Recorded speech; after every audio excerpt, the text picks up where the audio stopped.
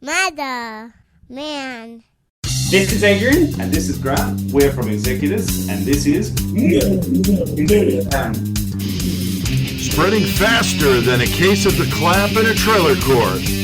Able to shatter eardrums within a 666-mile radius. A podcast more brutal than all the rest. It's Murder Metal Mayhem!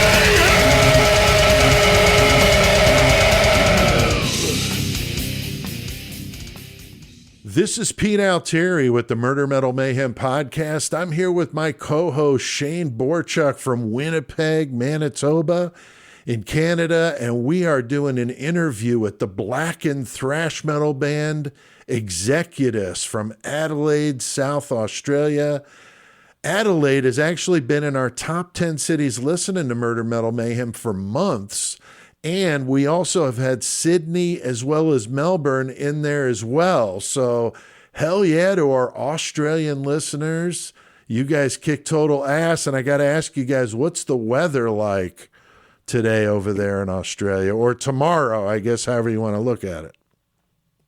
Well, currently it's beautiful blue skies and about 23 Celsius, which we're already going to struggle. Yeah, no, it's actually pretty mild for an Australian summer. It's usually cranking 40 degrees from Christmas onwards. It's been quite tame this year.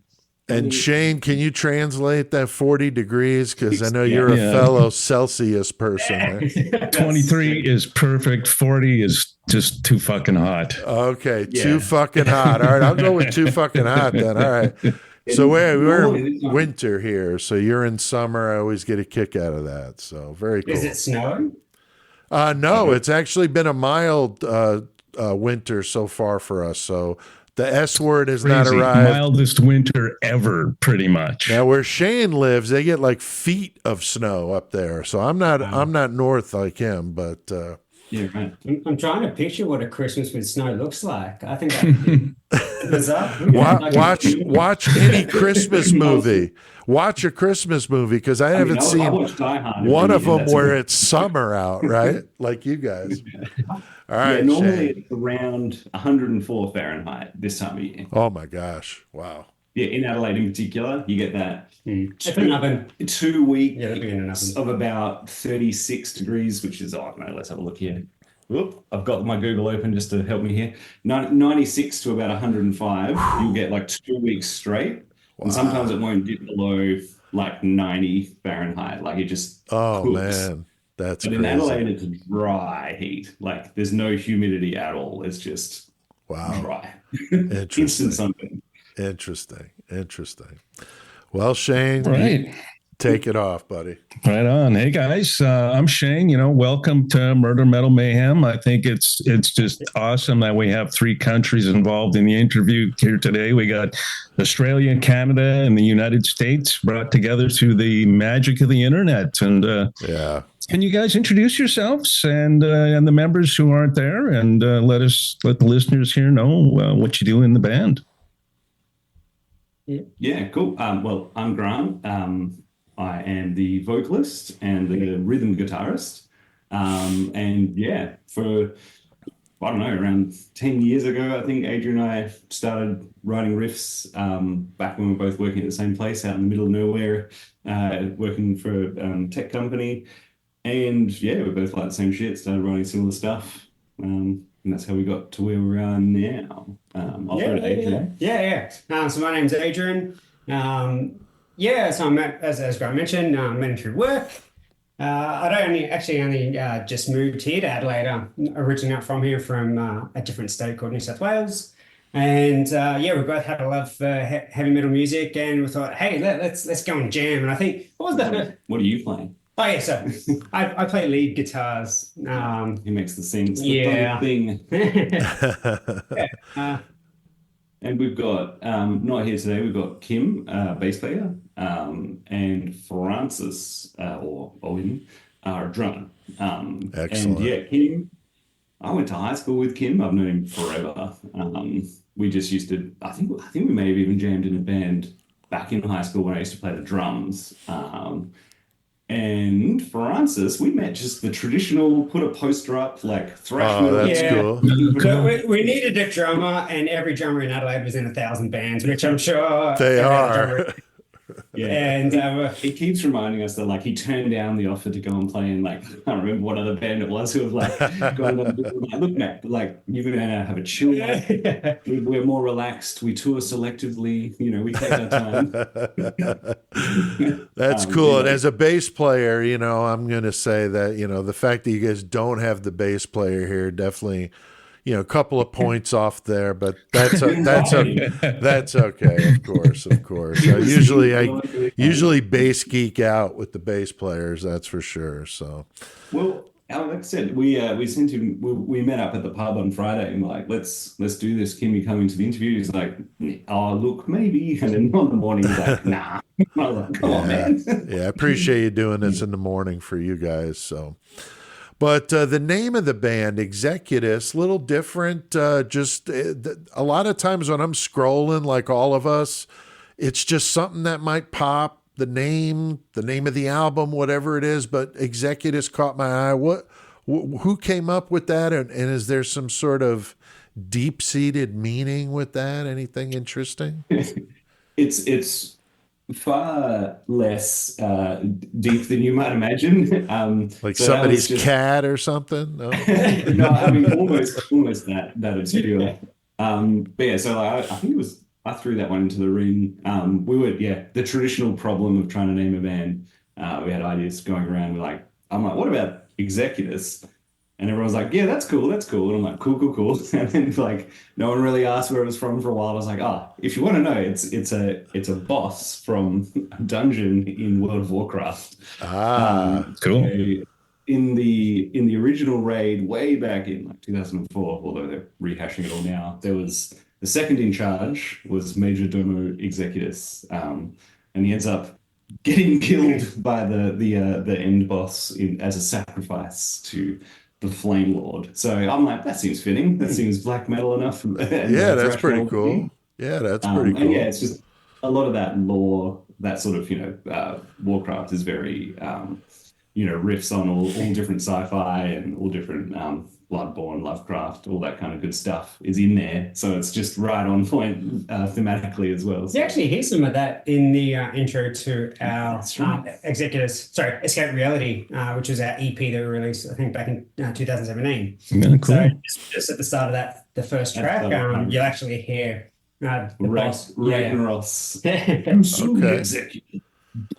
Very cool. Well, that kind of blends into my next question here, World of Warcraft. And I see that you guys are kind of self-proclaimed nerds. And, you know, I love sci-fi and fantasy myself. It looks like that's a big part of your inspiration. Like you had said, it's Lovecraft influence. And I've heard mention of Yog-Sothoth, Azathoth, the multiverse. Am I on point here with that? And what sort of stuff specifically inspires your music lyrically? Well, it says the lyrics are mostly Kim, our bass player, who's here, and myself.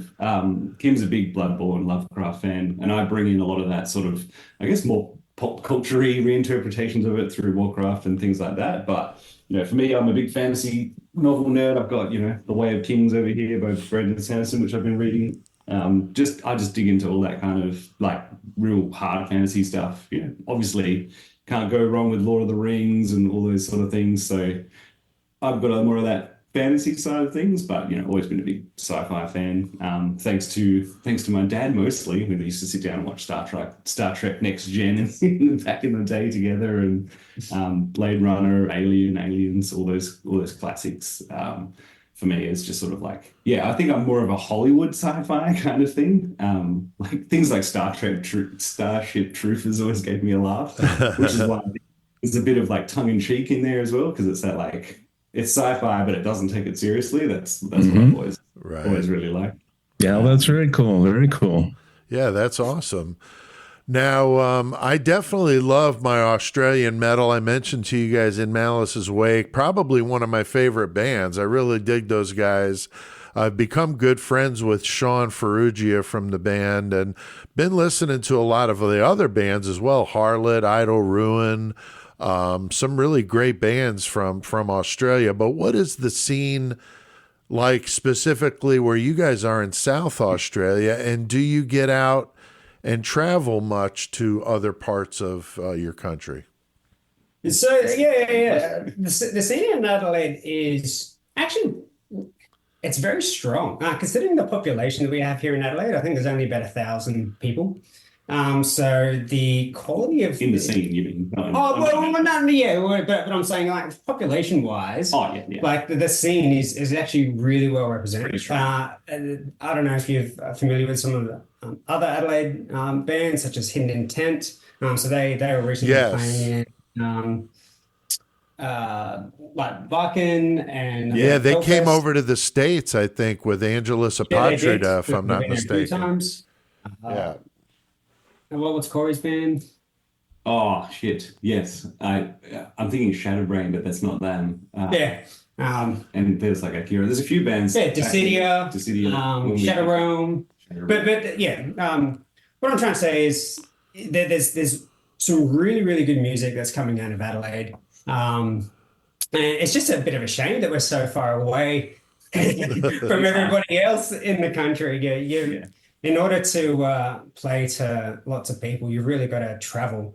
And one of our first trips interstate was, pack the car, That was quite all the back into the van. bass amps, guitar amps, and just drive across country where you see nothing but blades of grass for 6 hours. And then all of a sudden there's a town and you're like, okay, cool, we'll play there. Then sort of, the outback tours of Ballarat, Port Augusta, Ballarat, Hill.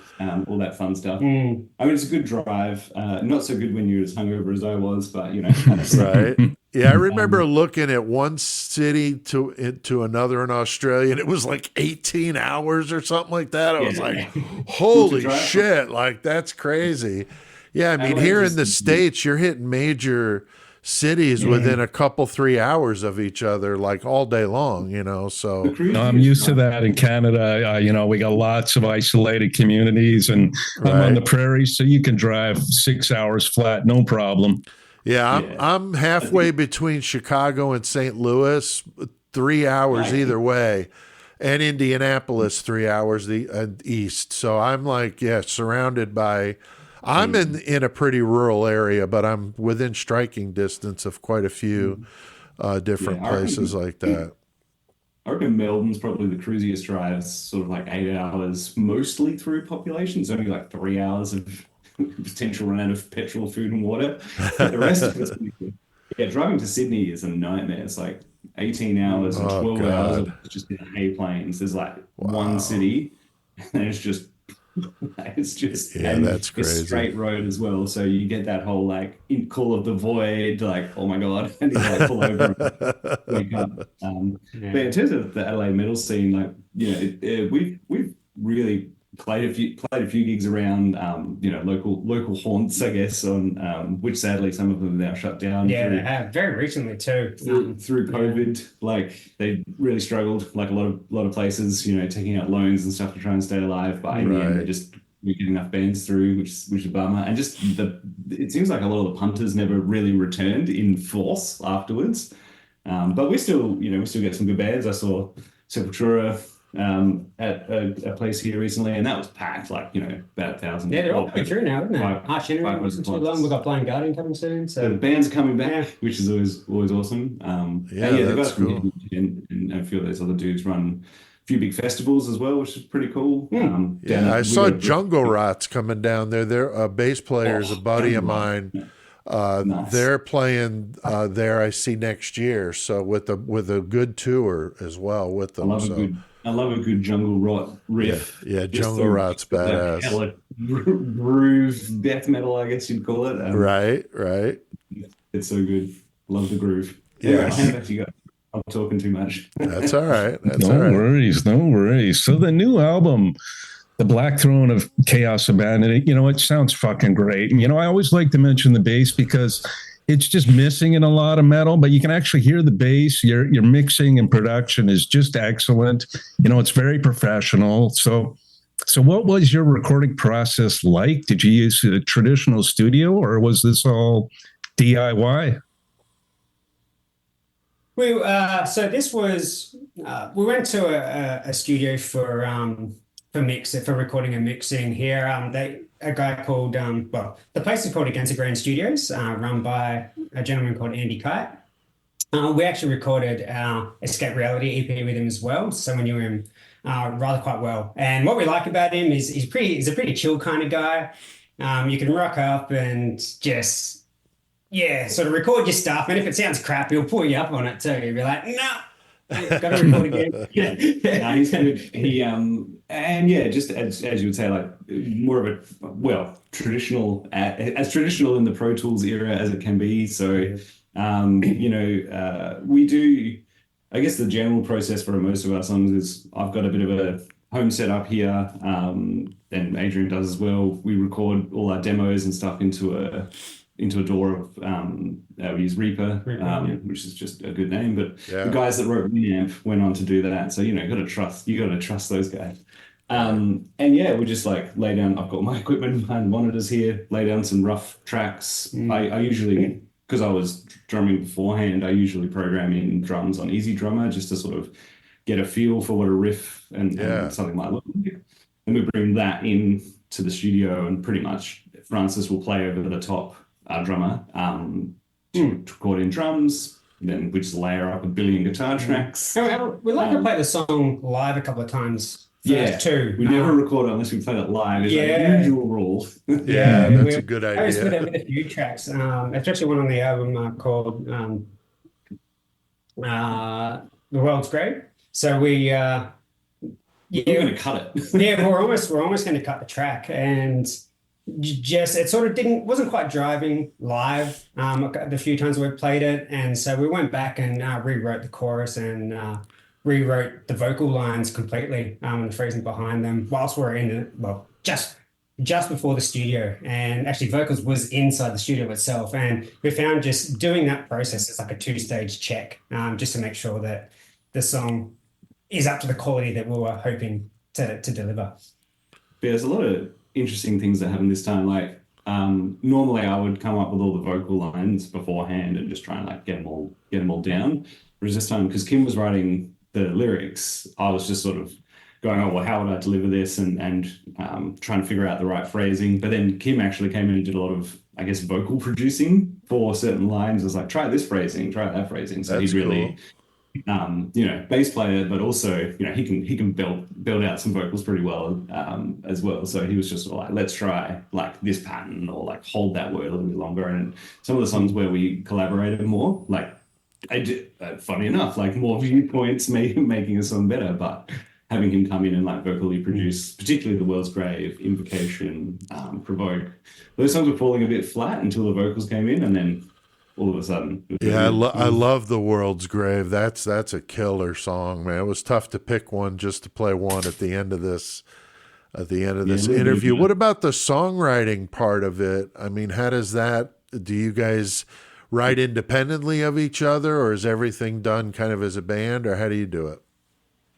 It starts a bit independent. So Grant will be, as I said, we've each got our own sort of recording, in a recording studio at home. So I'll record something, try and come up with a few riffs, and then I might hit a brick wall, and then I'll throw it over to Grant. Grant can have a look at it and continue on there, and that'll be vice versa. A lot of the times, Grant might just go through and just record a whole rhythm track start to finish, and then I'll go over it and do the leads and work some harmonies in and sort of build the layers on top. So there's kind of two main ways. There's two modes. Sometimes I might have had a bottle of wine or some beers, and be like, all right, I've got a song. And sometimes they just fall out. So like The World's Grave, that was one that literally just came out in one night, pretty much the first time. Just like headphones on, guitar on, like, don't talk to me, children. I've got a song to write.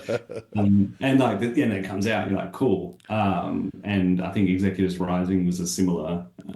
There's a few on the album that were just like bang. Yeah, like they just really came like out. that one. Provoke, on the other hand, Provoke not Provoke to rap. That was a bit of a slug, that one. Fucking hell. It's that song just evolved. I think we first because I've got all our, our demo tracks from years and years. I reckon we first had some of those riffs in 2018 even. Yeah. And just like got to a point, oh, we got a thumbs up.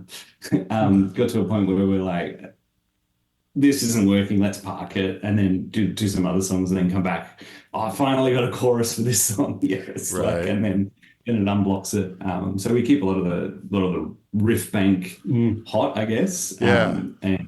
And farm that for for music. But it's mostly, I would say predominantly Adrian and I are writing most That's of cool. the riffs and a lot of the placeholder drums.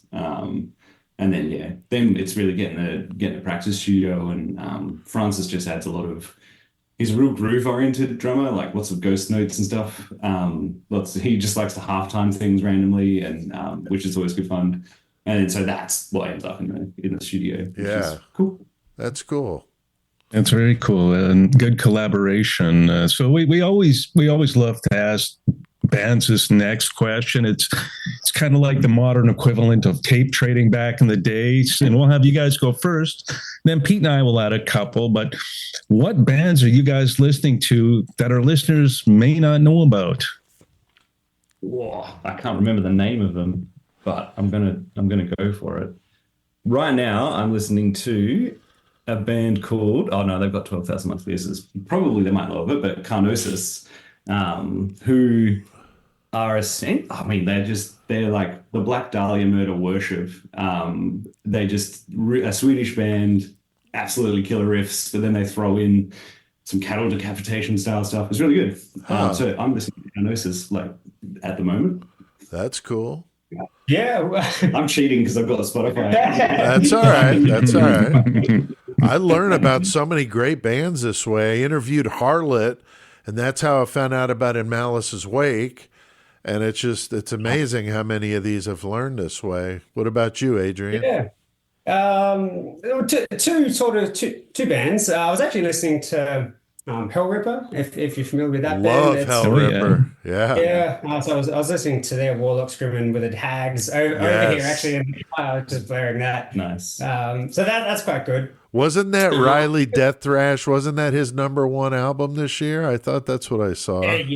Yeah. I know that a couple of guys. Is he the dude from Banger TV? No, he's from Australia. I think he's from Melbourne, if I'm not mistaken. But I follow him on Facebook because he is like dead on what I like. I mean, almost every time he shares something, I really dig it. So Cool. that may be how I found out about you guys. I don't remember offhand how that happened. Yeah, I'm in a social media black hole. I don't do any Facebook or Twitter or anything. So people are like, have you heard of this or seen that guy? I'm like, nope. I'm just like living my life. What about you, Shane? I know you and I listen to stuff a lot. What are a couple bands you might want to mention for these guys? Well, I got to mention somebody on my album of the year list, and they're Canadian, and the smaller band called Raider, and their new album Trial by Chaos. Yeah, it's just killer. a fucking banger. And then I've been listening to something that's metal, but it's kind of alt prog metal. And I didn't even know they released a new album until I listened to the last Murder Metal Mayhem. And Chris said, hey, there's a new Polka Dot Cadaver. And it's like, fuck, how did I miss that? So yeah, that's a great album. I've been listening to that. Interesting. Nice. Interesting. Now I'm going to share two that were also in my top 10 as well. The #1 album I had of the year, The Bleeding, is the band. They're from the UK, and the album called Monocrator. It's absolutely brutal, death thrash. And then the other band, which I compared somewhat to you guys in the review I did of you, Chronicle from Denmark, unbelievable. Okay. Where Chaos Thrives. That album is amazing. And they were the other black and thrash band in my top 10. So definitely along the lines of you guys, extremely musical, very well put together songs. I mean, really, really impressive stuff. So there you go, Shane, some modern day tape trading. Definitely love that question. And then here's another one. I told you when we started doing this that you're going to get a question or two that make you go, what? So this is a real question, okay? If you guys had to pick one person to die in an executive mosh pit, would it be A, Machine Gun Kelly, B, Justin Bieber, or C, Fred Durst? And I want you each to answer and give me a why. You got Machine Gun Kelly, Justin Bieber, and Fred Durst getting just trampled upon in an executive mosh pit. What do you think? Well, I don't think I could pick Fred Durst. I watched way too much old 2000s WWF and WWE to say anything bad about that guy. We're process of elimination. I love this. I also wouldn't pick Fred Durst because $3 Bill Y'all or whatever their first album before Chocolate Starfish, whatever. Yeah, the one before that. Oh, okay. That was, I'm not ashamed to admit that in the late 90s, the new metal craze did hit my life, and I didn't mind a bit of Limp Bizkit back in the day. Well, one of our hosts, Joey, he's a big Limp Bizkit fan, and I give him shit about it all the time, so that's okay. All right. That guy was pretty good. No, but I'm committing. I would go Justin Bieber. Justin Bieber, okay. Just because my reasons are just because he represents a lot of what I dislike about music. I think that's a good. Adrian, are you agreeing with that, Adrian?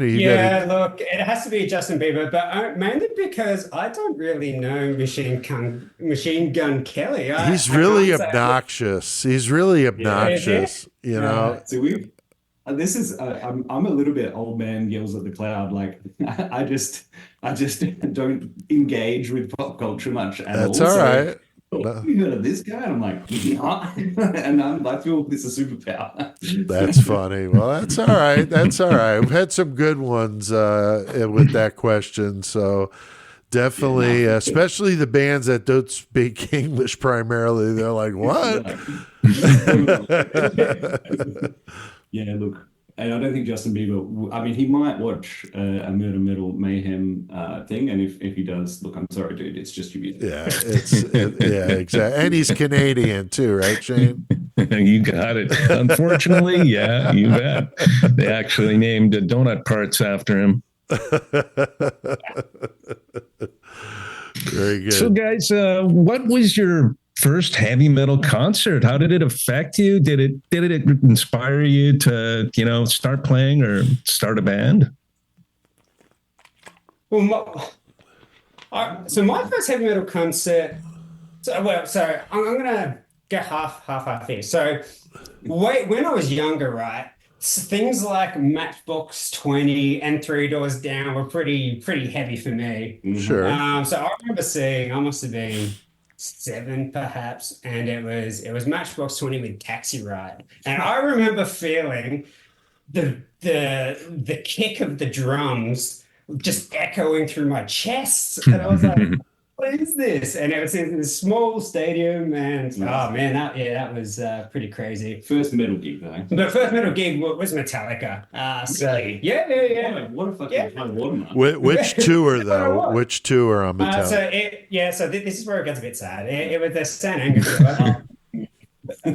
It was at the Entertainment Centre in Sydney, and I remember it well because the guys that were sitting next to us. So I went with my younger sister. That was her first metal gig too. So I changed her irreparably after that. And the guys next to us, man, he's just sneak in like a Bundy Coke in their McDonald's drink. Yeah, because McDonald's was right underneath the Entertainment Centre, and so they managed to sneak in and out. Sugar cane champagne. Yeah, I think mine. I'm casting my mind back to the late '90s, mid 2000s. It would have been like they're not really metal, but Frenzal Rhomb and Grinspoon, who are sort of big grunge punk bands doing the rounds in Australia back then. Right. Grinspoon's album Guide to Better Living, pretty good. I still listen to it.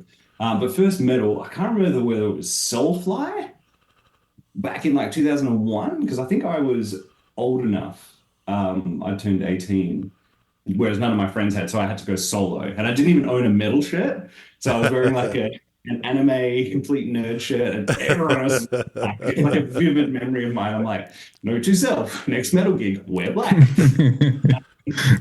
So there was that, and shortly afterwards, I think the Opeth, like on Damnation and Deliverance, I think it was either that one or the one just after Watershed.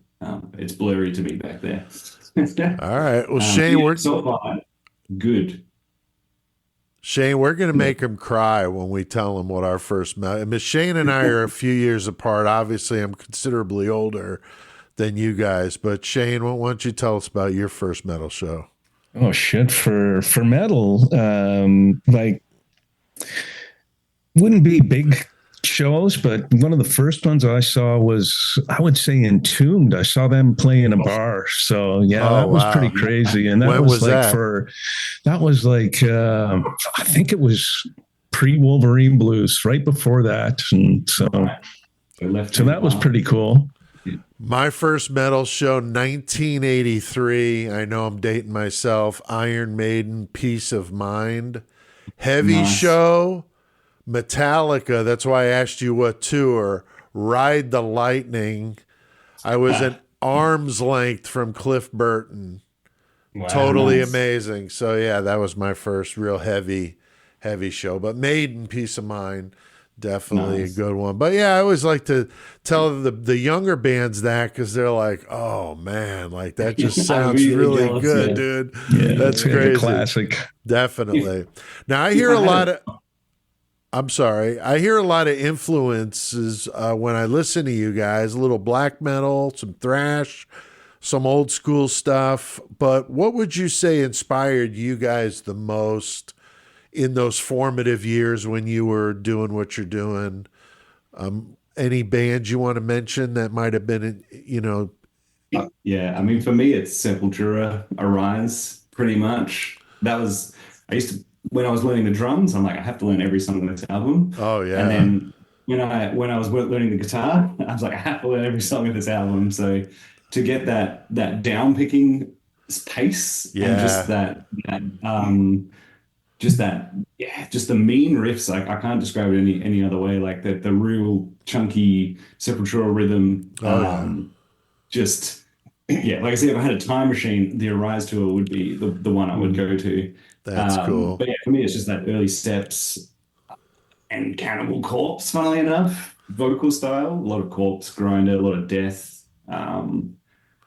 It's hard. Formative years though, definitely Sepultura and Cannibal Corpse, because I thought it was hilarious how just brutal Cannibal Corpse was. And I was probably maybe one of two people, the other person being my brother, who were like, you guys like Cannibal Corpse? And I was like, what the fuck? Right. That's funny. And they talk about murdering people and like writing the most brutal riffs ever. Everyone still listening to, Limp Bizkit. Right. What about you, Adrian? What about you? Well, compared to growing up from sheltered, I didn't have an older brother to instill their will.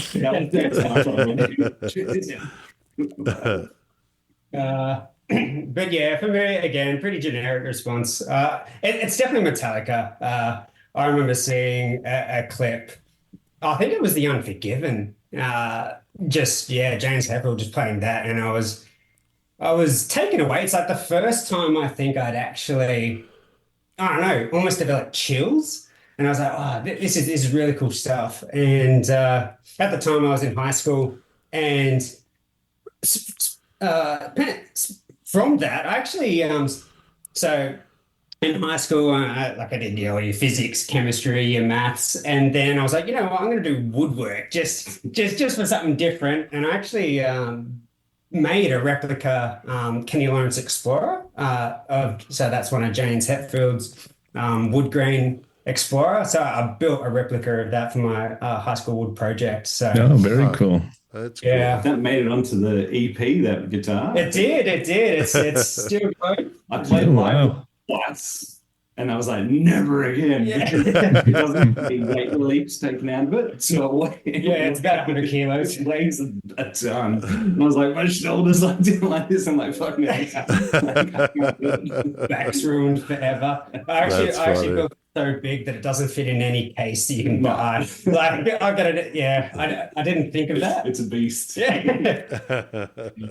I'd say injustice for all for me as well, actually. Again, the down picking and just the mean. I mean, that's just that whole album was a rhythm guitar solo. Like, and I've always liked rhythm guitar for some reason. So yeah.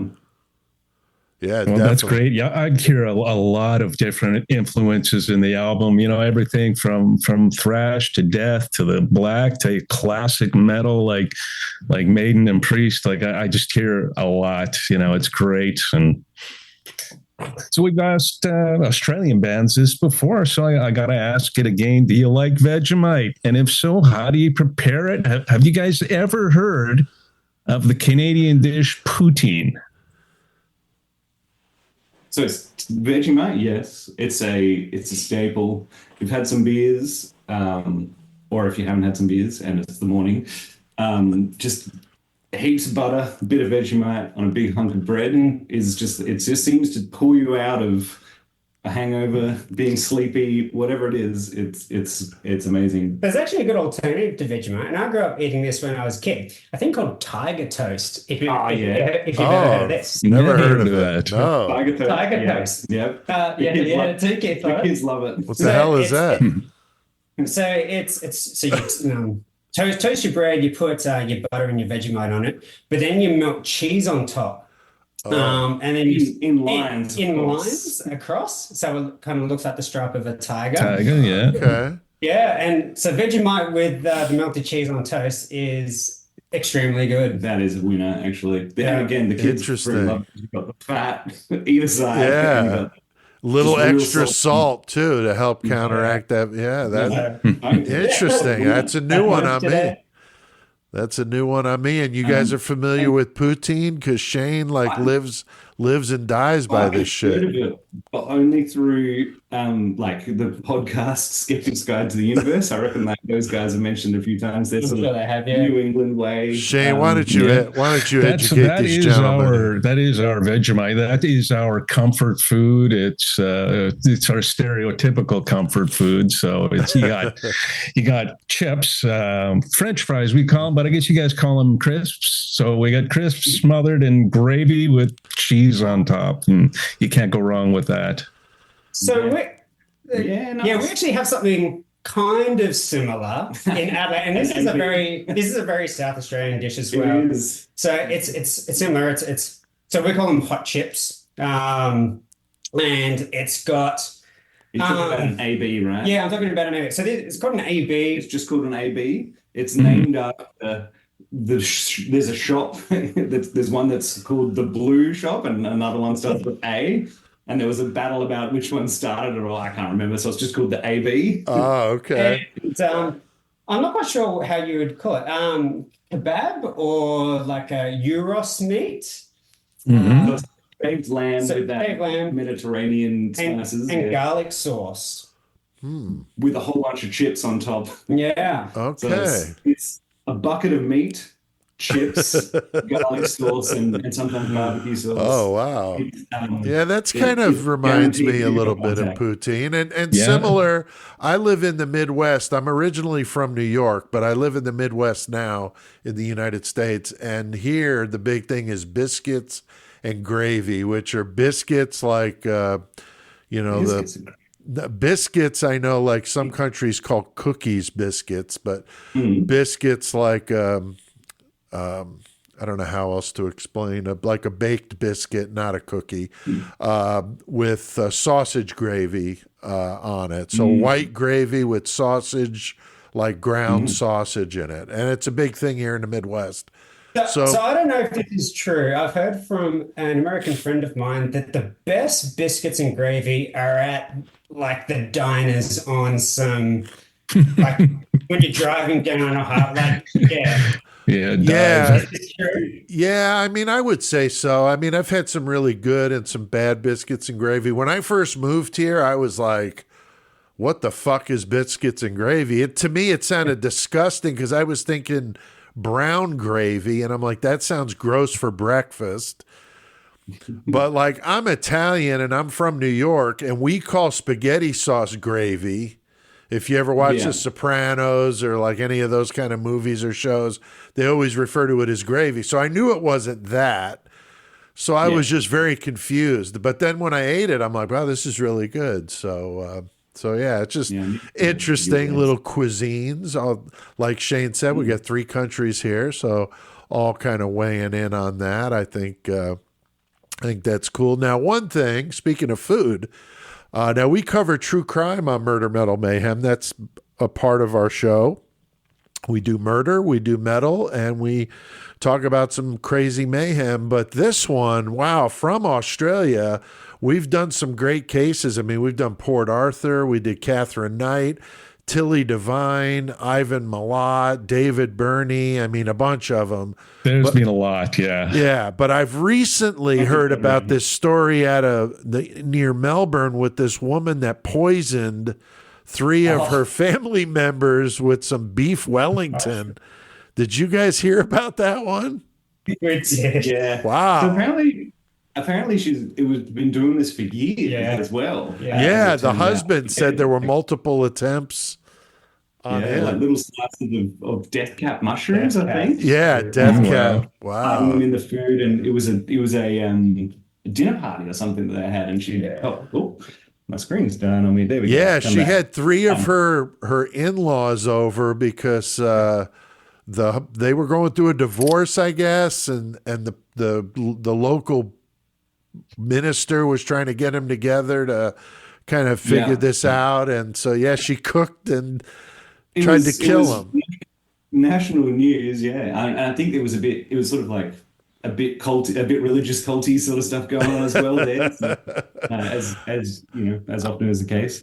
Have you heard of, being that we're a South Australian band, you should cover the Snowtown murders. We did do the Snowtown murders. Oh yeah, we've done a bunch, like Shane said, a bunch.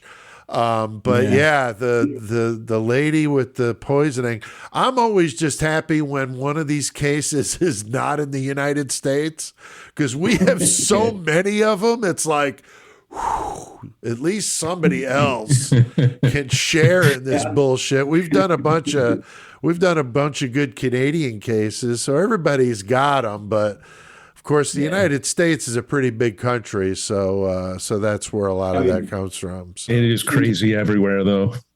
It's true. And you guys have got like 300 million, I think, people. 350 million. Figure, so you'd expect a little bit more murder per capita, well, murder per country, not per capita. That's true. That's true. I think Adelaide, I don't know how true it is, but everyone always gives Adelaide shit for being the murder capital of Australia. Oh, wow. I don't know how true it is, but I think at the time in the 90s, there was a lot of murdering going on in Adelaide. Oh, wow.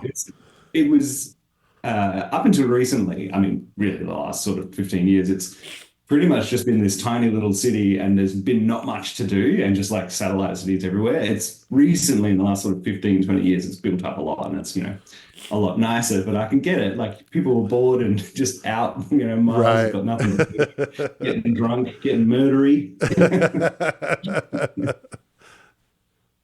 That's right on. So guys, is there anything else you'd like to add? Some websites or social media? How can our listeners get in touch with you? Maybe buy the album, buy some merch. I'm going to throw to you. Did you manage most of those? Look, with this album, we sort of just threw it out there. You can listen to it for free without paying for it on Spotify and YouTube. But we do have a Bandcamp site, which people can go to, listen to it if they like, and purchase the album there. Yeah, so the Bandcamp is executus.bandcamp.com for those who haven't done Bandcamp. I'm sure most of your listeners have, but you can listen to a few songs on there. It's pretty much name your price, $4 or more as well. So we're trying to really just getting it out there. Yeah. In terms of, we've got our Facebook and Instagram that are sitting there ready for interaction.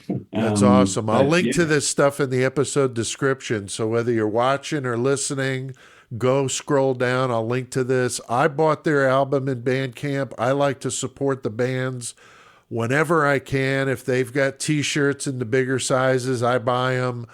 And I think it's important. That's the only way we're going to keep the underground stuff alive is by supporting what these guys are doing.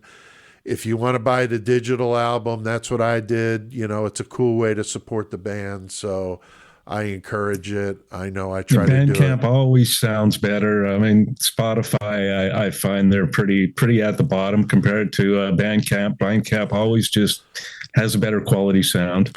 Yeah. Plus, I've been in bands since the '80s, and I've yet to see a penny from any of those streaming sites. So it's a bunch of bullshit. It's a friggin' it's highway robbery, and it's wrong, and it's bullshit. I get it's the way of the world, but it just sucks as a musician because you're not getting paid. So that's why I try to push. Go buy it, you know, digitally. I mean, $4 for God's sake. That's an amazing album. If you're listening to That's this, Australian as well. It is $4 Aussie, so it's like an absolute bargain. If you for US, that's true. Exchange rate. That's true. Well, thanks for doing this interview with us, guys. I mean, this was our last one of the year. We've done some good ones this year, so a great way to end the year with this interview with you. But you're welcome here anytime.